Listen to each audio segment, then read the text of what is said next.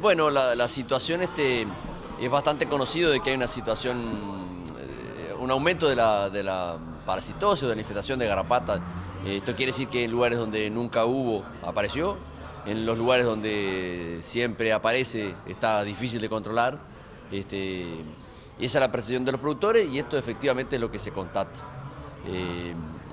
Es bien sabido que una de las claves en el éxito del combate de la garrapata a nivel de establecimiento es hacer los tratamientos tempranos. Antes de que se vea ningún indicio de garrapata, hay que hacer tratamiento. Temprano quiere decir ni bien termina el frío, ni bien termina el invierno, en agosto, en la primera quincena de agosto, si viene frío capaz que la segunda, depende un poco de cómo vengan las temperaturas. Digamos así que por debajo de 9 grados, 9 o 10 grados a la garrapata se le complica para subirse a la vaca.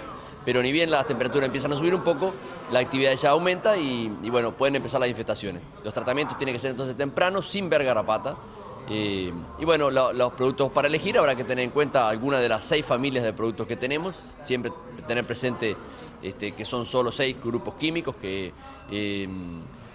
hay gran cantidad de productos, de presentaciones y de formas de aplicación, pero son solo 6 familias y que hay que elegir una de estas 6 familias, tener en cuenta la historia de uso del establecimiento. Si un producto se utilizó mucho tiempo, muchos años, probablemente comienza a fallar porque la garrapata desarrolla resistencia.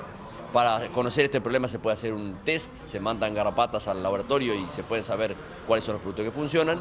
Y lo siguiente que hay que saber es que conviene rotar los productos de acuerdo a la estación. O sea, nosotros tenemos 3 generaciones de garrapata en el año, una en la primavera, otra en el verano y otra en el otoño, para decirlo con palabras sencillas. Entonces, cada una de estas estaciones hay que elegir un producto distinto, un principio activo distinto. Por ejemplo, si empezamos en agosto temprano con una ivermectina 315, tendríamos que seguir a partir de noviembre o diciembre, fin de noviembre, principio de diciembre, con otra de las alternativas, como puede ser el fipronil, como pueden ser los baños de inmersión con amitraz, como puede ser el fluazurón, como pueden ser los piretroides.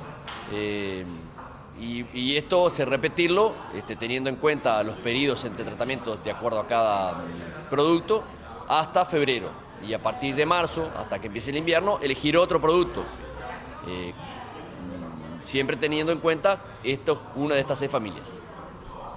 Eso teniendo en cuenta lo que es el control o la erradicación. ¿Cuál es la diferencia entre estas dos operaciones a nivel de predio? Bueno, es importante tener en cuenta que a nivel del país, digamos que hay una ley que regula los procedimientos en cuanto a garrapata. En el sur del país, en el suroeste del país, Colonia, San José, Flores, Florida, Soriano, Canelones, bueno, el suroeste, cuando aparece garrapata en algún establecimiento, el productor está obligado a establecer un plan de erradicación. Es decir, que tienen que llamar a un colega y definir una estrategia para erradicar la garrapata. En el resto del país, o sea, en todo el norte y el este, el productor puede optar por erradicar o por controlar. Quiero decir que en la mayor parte de las situaciones el productor efectivamente puede erradicar la garrapata, pero en caso que desea controlarlo, es libre de hacerlo. Para esto, también la recomendación es la misma, llamar a un colega, porque hay un montón de cosas que hay que tener en cuenta, muchas consideraciones que hay que tener en cuenta para elaborar un plan que se mantenga en el tiempo y que sea efectivo en el tiempo.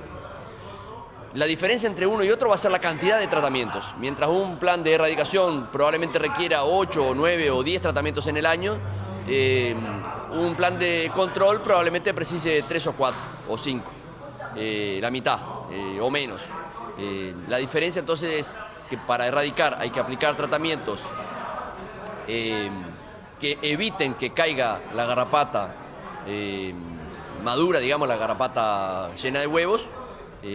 Si son productos sin tiempo de espera, como los baños, tienen que hacerse cada 21 días.